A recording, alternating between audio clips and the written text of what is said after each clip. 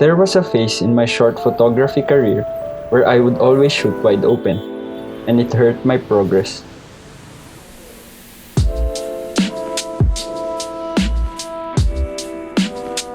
Let's talk about subject and background separation. Like most of you, I started with a kit lens included in my camera.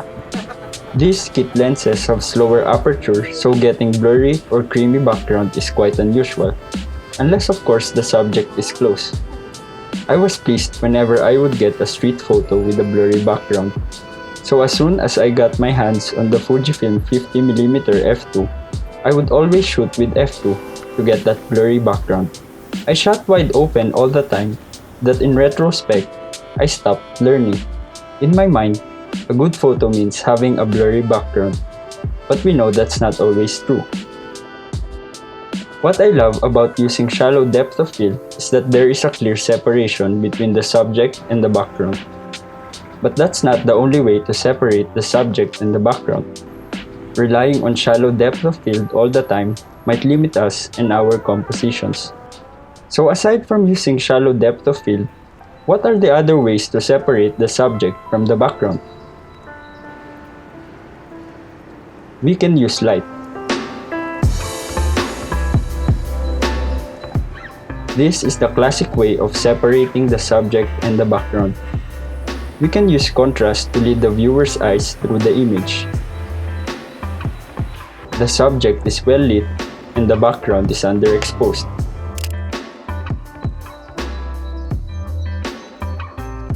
Alternatively, we can have a background that is well lit and a subject that is underexposed.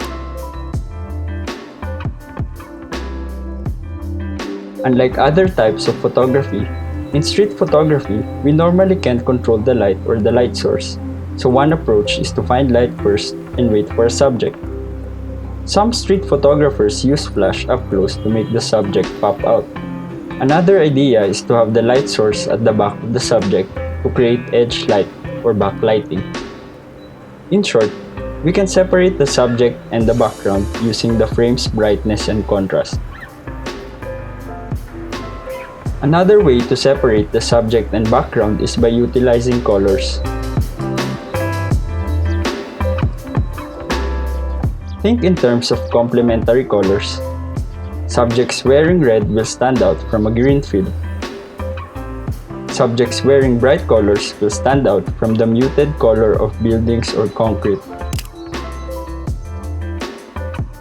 If we want to use colors for subject and background separation, it would be beneficial to have a basic understanding of color theory.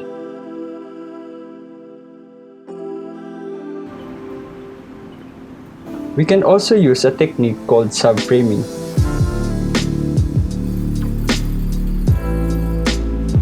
Subframing basically is finding a frame within a frame. Subframing is when one element of the photo frames another element.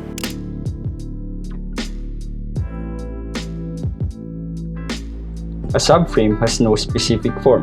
It can be rectangular like a window, or it can be organic like a tree branch, as long as it frames or adds focus to the subject.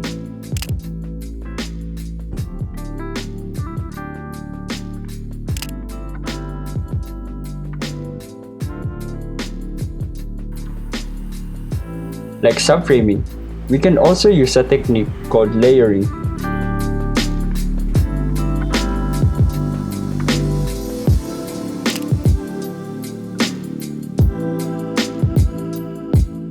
In layering, we add layers to the frame, utilizing the foreground, subject, and background.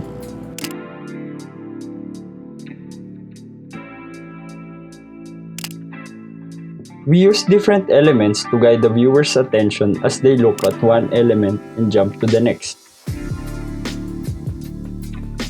We add layers that will help the eyes move through the frame to our subject.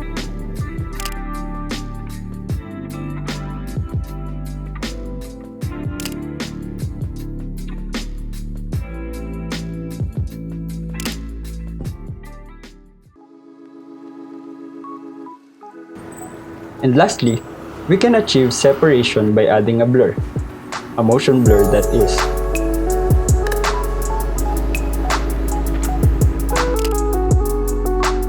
We achieve motion blur while dragging the shutter to blur the background while maintaining a relatively sharp focus on the subject.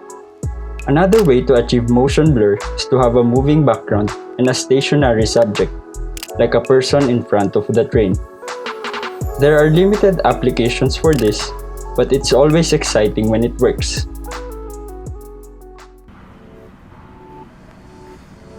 In summary, aside from using shallow depth of field, we can also separate the subject from the background by using light, by using colors, through subframing, through layering, and by adding a motion blur. It took me some time to learn those other ways of separating the subject from the background because I would always go for bokeh. The reason why I'm rarely shooting wide open now is that there are other options. In certain cases, the other options are way better than using shallow depth of field. Just to be clear, I'm not saying that you should not use shallow depth of field. Use whatever you think works best for what you're trying to achieve. But if you are currently in a place where I was, always shooting wide open, maybe it's time to learn something new. Perhaps it's time to learn other ways of shooting. Can you think of other ways to separate the subject from the background? Share your thoughts in the comments below.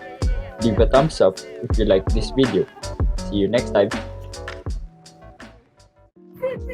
Hello, mommy. Good boy. Other side, other side.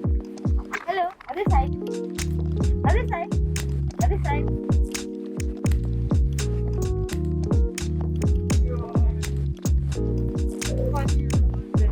Okay, sit.